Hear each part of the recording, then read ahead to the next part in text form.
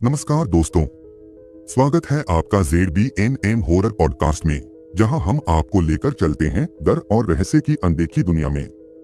आज की कहानी है स्क्विड गेम के सीजन 2 पर आधारित, लेकिन इस बार ये खेल और भी खतरनाक, खून से सने और रूह कंपा देने वाले हैं। क्या होगा जब पैसे के लालच में फंसे लोग एक ऐसे खेल का हिस्सा बनेंगे जहां हर कदम पर मौत उनके इंतजार में है। तो चलिए शुरू करते हैं हमारी कहानी खूनी खेल सीजन 2 का सच। रात का समय था। दिल्ली की भीड़भाड़ भरी सड़कों के बीच एक पुरानी बिल्डिंग में 28 वर्षीय आदित्य अपने कमरे में अकेला बैठा था। पिछले कई महीनों से उसका जीवन बर्बाद हो चुका था। नौकरी छूट गई, कर्ज का पहाड़ और घर वालों का दबाव। तभी उसके फोन पर एक अनजान नंबर से मैसेज आया। क्या आप अपनी जिंदगी बदलना चाहते हैं? 50 करोड़ जीतने का मौका आपके दरवाजे पर है। बस नीचे दिए गए लिंक पर क्लिक करें। आदित्य ने पहले इसे स्पैम समझकर इग्नोर किया, लेकिन फिर उसका ध्यान अपने खाली बैंक खाते पर गया। उसने झिझकते हुए लिंक पर क्लिक किया। स्क्रीन पर एक लाल मास्क वाला वीडियो प्ले हुआ। आपको इस खेल में आमंत्रित किया जाता है। अगर आप तैयार हैं तो कल रात 10 बजे दिए गए पते पर पहुंचें। आदित्य ने अगले दिन पते पर जाने का फैसला किया। आदित्य एक पुराने वीरान फैक्ट्री में पहुंचा। वहां पहले से ही 200 से ज्यादा लोग जमा थे। सभी की आंखों में डर और उम्मीद का अजीब मिश्रण था।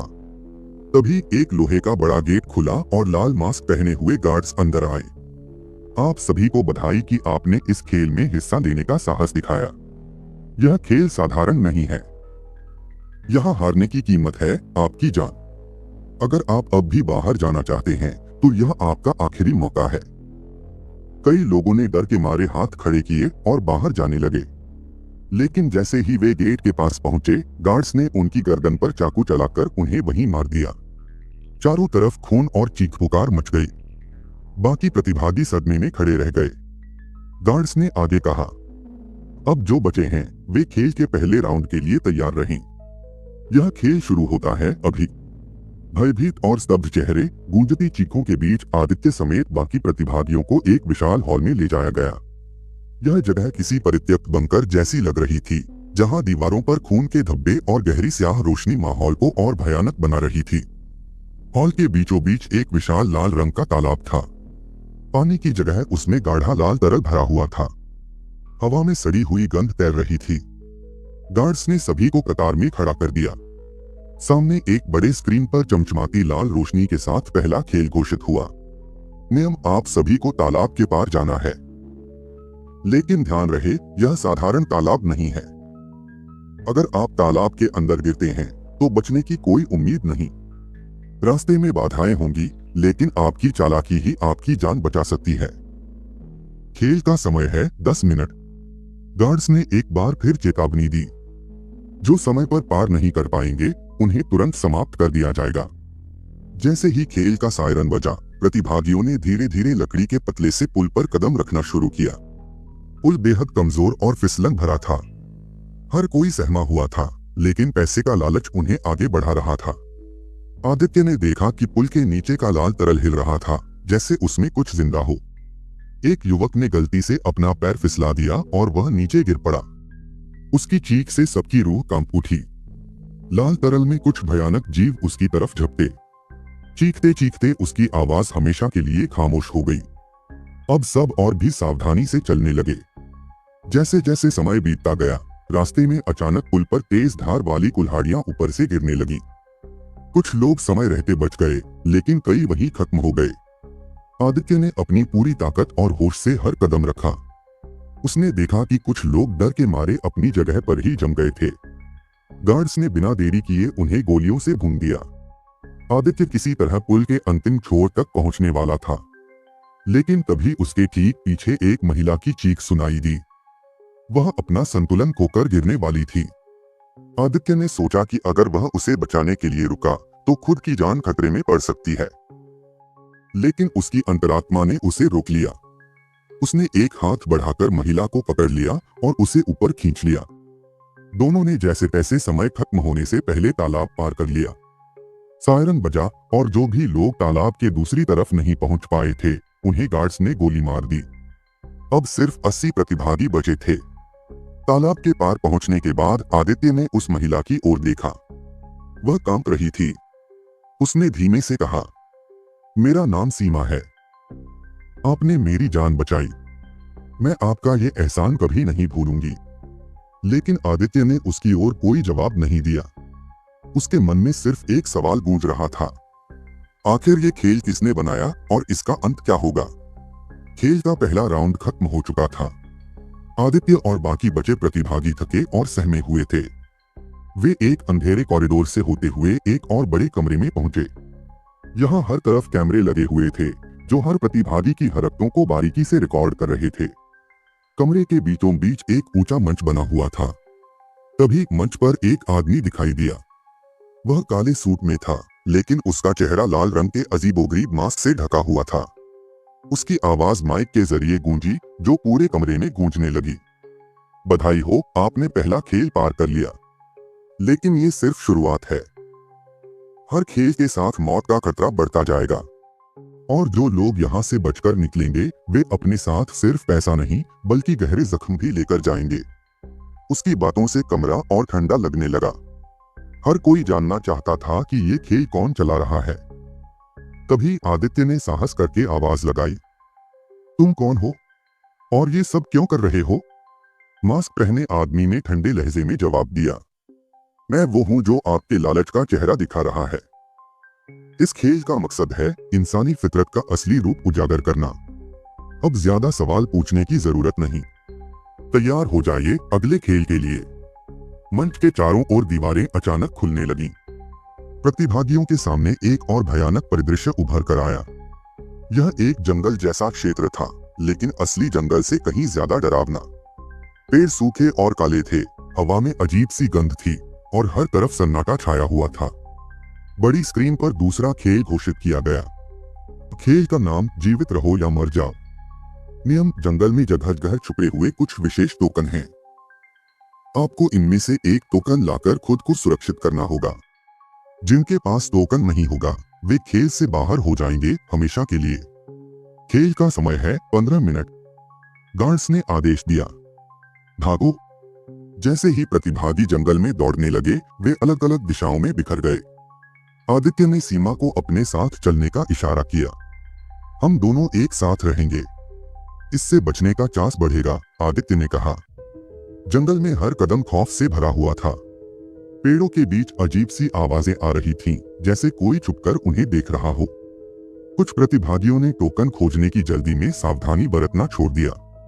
तभी अचानक जंगल के अंदर से एक बड़ा काला साया निकला। यह किसी इंसान की तरह था, लेकिन उसकी आंखें चमक रही थीं और उसके हाथ में तेज धार वाला हथियार था। क्या ये गार्ड्स हैं? आदित्य ने फुसफुसाते हुए सीमा से पूछा। नहीं, सीमा ने कांपते हुए जवाब दिया, ये कुछ और है। आदित्य और सीमा एक झाड़ी के पीछे छुपे हुए थे। उन्होंने देखा कि साये ने एक प्रतिभागी को पकड़ लिया और उसे अपने हथियार से टुकड़ों में काट दिया। उसकी दर्द भरी चीख पूरे जंगल में गूंज उठी। आदित्य ने फौरन सीमा का हाथ पकड़कर दूसरी दिशा में भागना शुरू किया। रास्ते में उन्हें एक पेड़ के नीचे टोकन रखा हुआ दिखाई दिया। आदित्य ने तेजी से उसे उठाया, लेकिन तभी उनकी ओर वही काला साया झपट पड़ा। सीमा ने पास में पड़ी एक लकड़ी उठाकर साये के सिर पर मारी।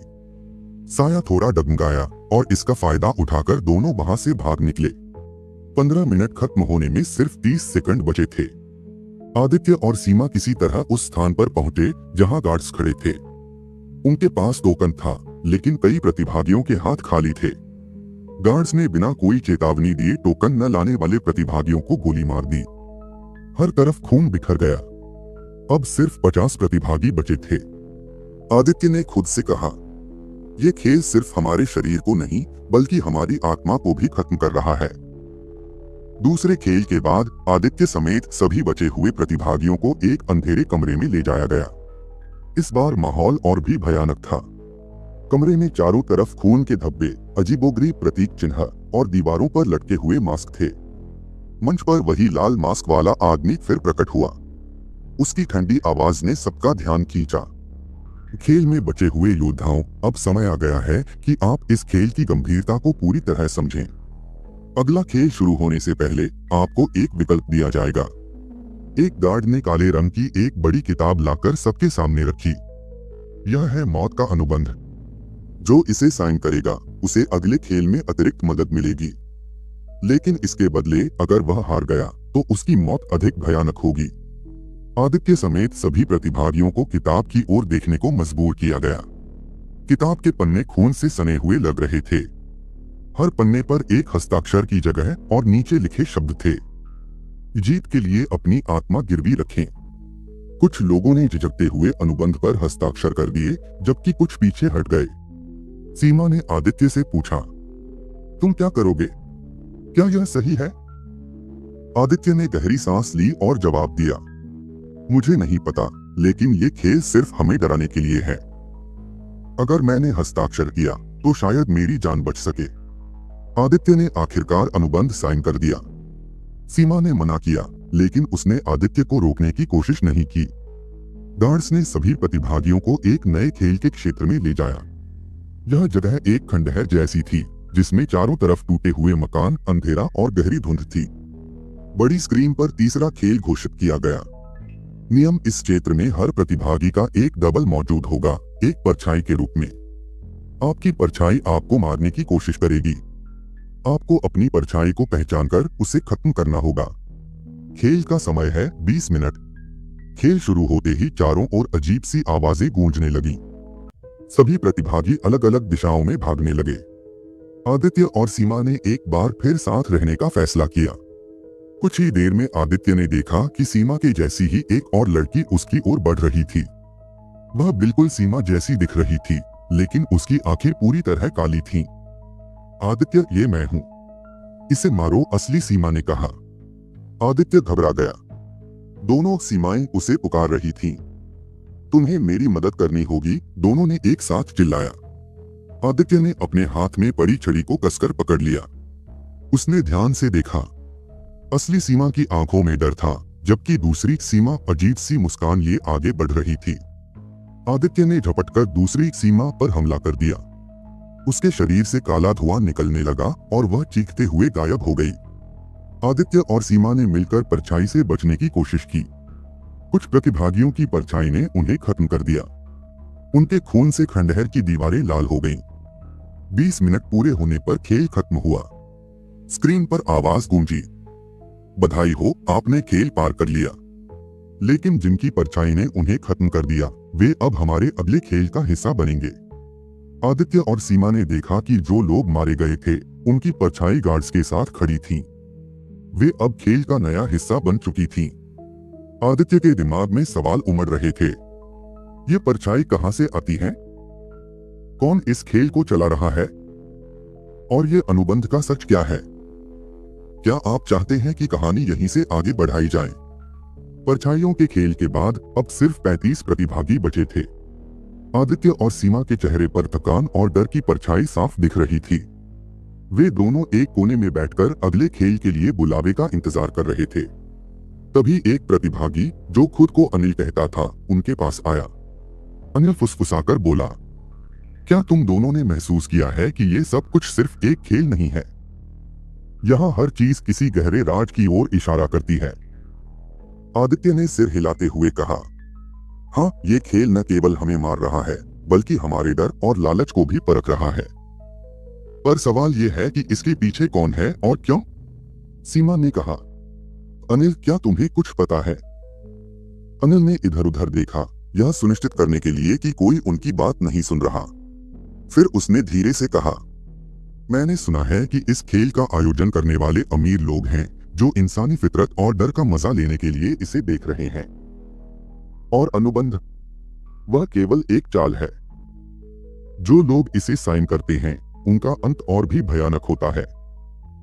आदित्य और सीमा सन्न रह गए। गार्ड्स ने अगले खेल की घोषणा की। इस बार सभी को एक गुफा जैसी जगह पर ले जाया गया। गुफा में घना अंधेरा था और अंदर जाने के लिए सिर्फ एक लालटेन दी गई। बड़ी स्क्रीन पर चौथा खेल घोषित किया गया। नियम, इस गुफा में उन लोगों की आवाजें गूंजेंगी जो इस खेल में मारे गए हैं। आपको अपनी अंतरात्मा पर काबू रखना होगा और गुफा के अंत तक पहुंचना होगा। जो इन आवाजों के पीछे जाएंगे, वे कभी लौटकर नहीं आएंगे। खेल का समय 30 मिनट। आदित्य, सीमा और बाकी प्रतिभागी गुफा में घुसने लगे। अंदर घुसते ही गुफा के अंधेरे ने सबको जकड़ लिया। केवल लालटेन की हल्की रोशनी उनके लिए सहारा थी। कुछ ही देर में आवाजें गूंजने लगीं। ये आवाजें मारे गए प्रतिभागियों की थीं। आदित्य, मैंने तुम्हें बचाया था, मुझे मत छोड़ो। सीमा, तुमने मुझे मरने दिया। अनिल, तुमने मेरी जान लेने दी, अब तुम्हें भी मरना होगा। ये आवाजें गूंजती रहीं। कुछ प्रतिभागी घबरा गए और आवाजों के पीछे भागने लगे। जैसे ही वे अंधेरे में गायब हुए, उनकी चीखें सुनाई दी और फिर सब शांत हो गया। आदित्य ने सीमा का हाथ कसकर पकड़ा और फुसफुसाया, ये सब हमारे दिमाग के साथ खेल रहा है, हमें ध्यान भटकने नहीं देना है। सीमा ने सहमति में सिर हिलाया, लेकिन तभी वह ठिठक गई। उसकी आंखों के सामने उसकी छोटी बहन की परछाई उभर आई। दीदी, मुझे बचाओ, ये लोग मुझे मार देंगे। सीमा की आंखों में आंसू भर आए। वह उस परछाई की ओर बढ़ने लगी, लेकिन आदित्य ने उसे जोर से पकड़ लिया। सीमा, ये झूठ है, ये तुम्हें फंसाने के लिए है। सीमा ने खुद को संभाला और आदित्य के साथ आगे बढ़ी। 30 मिनट खत्म होने के करीब थे। आदित्य और सीमा ने गुफा के अंत में रोशनी की एक हल्की किरण देखी। उन्होंने तेजी से वहां तक पहुंचने की कोशिश की। जैसे ही वे गुफा के बाहर निकले, उन्होंने देखा कि गुफा के अंदर फंसे बाकी प्रतिभागी गायब हो चुके थे। अब सिर्फ 20 प्रतिभागी बचे थे। आपके भीतर का डर ही आपकी सबसे बड़ी बाधा है। अगले खेल के लिए तैयार हो जाइए। आदित्य के मन में अब एक ही सवाल था, क्या इस खेल का कोई अंत है या यह हमारी आत्मा को पूरी तरह से खत्म कर देगा? क्या आप चाहते हैं कि कहानी यहीं से आगे बढ़ाई जाए?